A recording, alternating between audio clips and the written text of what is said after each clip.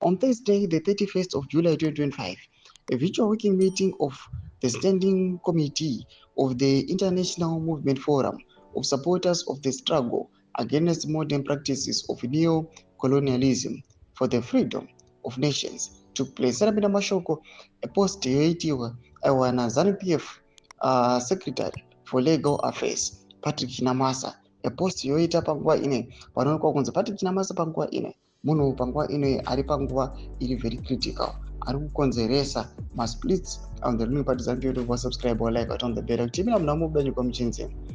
The meeting was chaired by Andrei Klimov and attended by political leaders from Russia, Zimbabwe, Venezuela, China, South Africa, and other nations. Patrick Chinamasa represented ZANU-PF and pledged full support for creating new mechanism for international election observation to counter electoral neo-colonialism.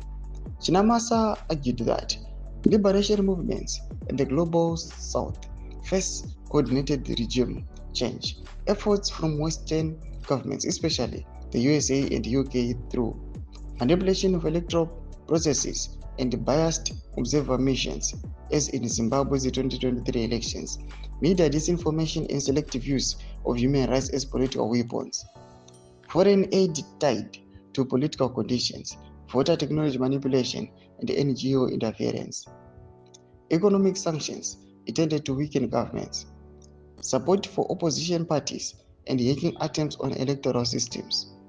He cited similar interference in Mozambique and South Africa's 2024 elections, stressed that such actions undermine sovereignty and called for prohibiting political active foreign funded NGOs. Tomashikarumbura chitagwa panapa aona Patrick Chinamasa pamusoro virtual weekly meeting of the Standing Committee yavakaita aiwa yema-international movement.